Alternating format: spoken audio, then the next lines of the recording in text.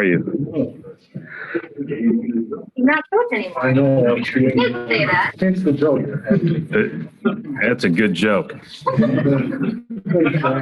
Yeah. You can explain it to everyone. Preseason still.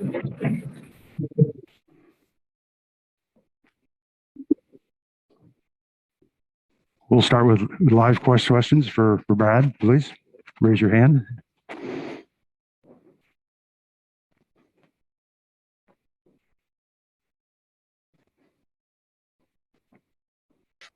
Brad Stevens, guys.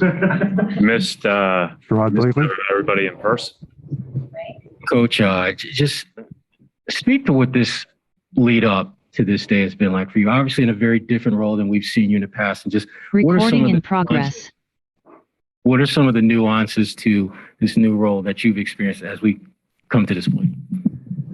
Well, the first couple months were I'd say the most difficult part, right? With finishing the season, then right away the next morning, going right into this, getting ready, obviously hiring a coach, getting ready for the draft, getting ready for free agency, and all that goes with that, and all the change that we've incurred as a coaching staff, with the hiring of Ime and his staff, and then with a lot of roster turnover. And so when you say like coming into this day, the last couple of weeks have been a lot slower than usual for me. I have not worried one bit about a bad drill in practice. Haven't thought twice about any of that stuff because it's not my role. And so it's been the cadence of this work is a little bit different, and the phone rings a little bit more, but for the most part, this time of the year is, our team is out there, our team is our team, and we'll evaluate as we continue to go through the season and try to become the best version of ourselves. Brad. Next question, Jay King. Sorry.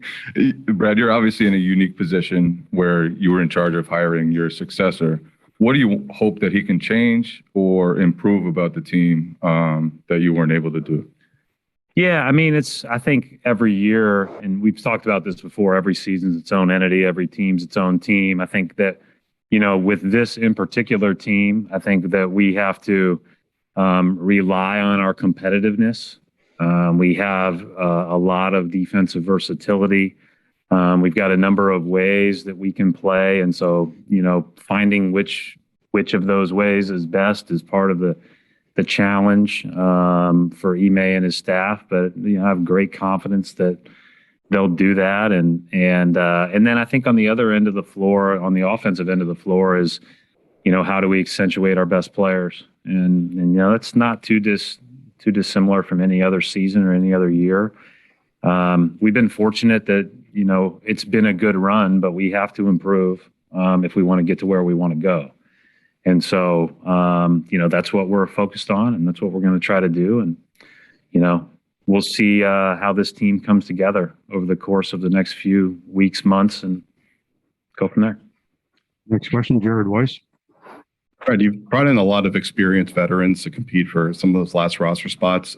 That's a little bit of a departure from the past where you've looked, the team has looked to bring in players that could have the chance to develop more and early in their career. So how important was it to try to get that sense of competition for guys that have experience and have played serious minutes in the NBA, and how that affects the rest of the roster?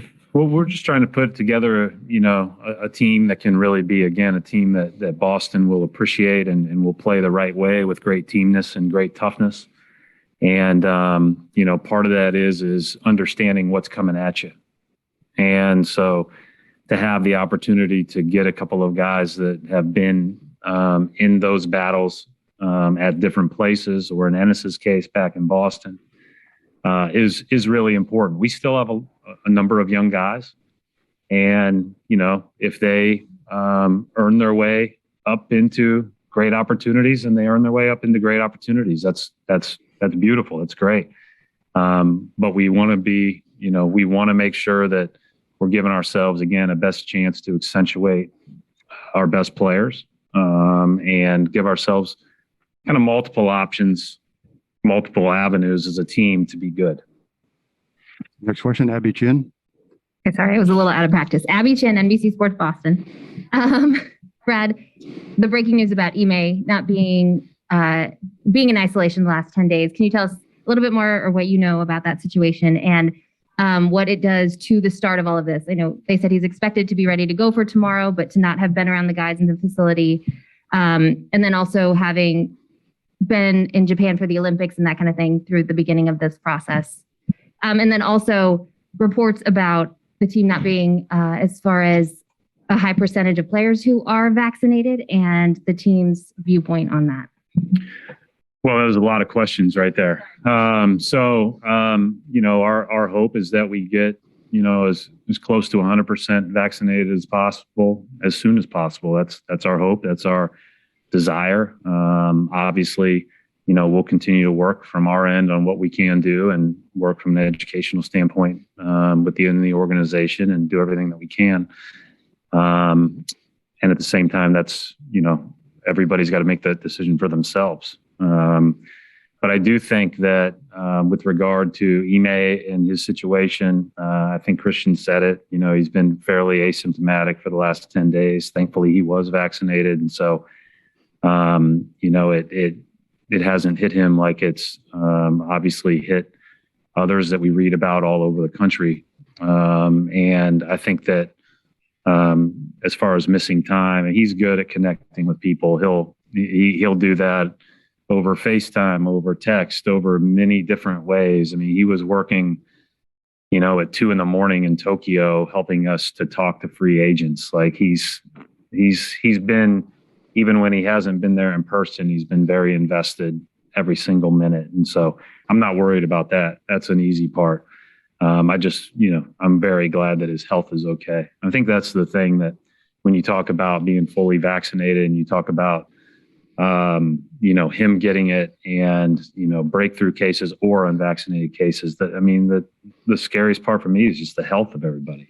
People talk about games and talk about all the things that come with that throughout the course of the season. But, we've got hospitals that are overflowing and people are having to make decisions on who gets oxygen. It's a sad situation we're in as a world. And so like everybody else, I hope that gets improved quickly. Final 2 questions. First from Mark Murphy. Hi, Brad. Back to the fact that not all of your players are reportedly vaccinated. Your season opener is in a city that requires everybody to be vaccinated. How are you going to navigate this kind of thing? I mean, it can change from city to city. Well, from everything that I know, and I don't know the exact rules in New York City with opposing teams, you guys might be able to say that better than me. But at the end of the day, we're going to do what I just said. We're going to work to educate everybody, and we hope to get as close to that as possible. Last question, Gary Washburn. Hey, Brad, we haven't talked to you since the acquisition of Hernan Gomez. Mm-hmm. What does he bring you? And you also have an open 2-way spot. And you're tinkering at the roster where you kind of do that during training camp and figure out, when guys are made way by other teams and kind of keep that flexibility? We're very open to being flexible right now. Obviously we have that 2-way spot open, as you said. We're going to evaluate all the way through training camp. We're going to evaluate it all the way through the start of the year and see where we need to go from there. Again, to be the best version of ourselves, to be in the mix of where we want to be, right? And so we're going to get a lot of information over the next few weeks. With regard to Juancho, obviously, he's a guy with his size and his shooting ability and his cutting ability that we think could accentuate some of our better players. But, just like everybody else, we'll see how that all pans out. There's a lot of competition for spots.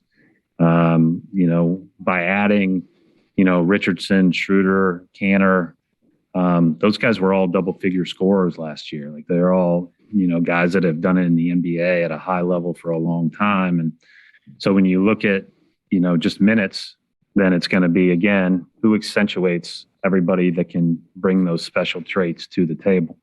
But I think Juancho is an accentuator. I think that he has the capability of doing that. And I think one of his probably under-discussed great qualities is his cutting. And with all the attention that Jason and Jalen get specifically, the right time to cut's an important quality. And so that was, that's one of the many things that drew us to him. Go ahead. Jalen, is he going to be ready for training? We have one person tomorrow that is slightly limited for maybe one day, and that's Juwan Morgan with a minor hamstring that he should be good to go by end of the week. Everyone else will be cleared to fully practice. Thank you very much, Brad. Thank you.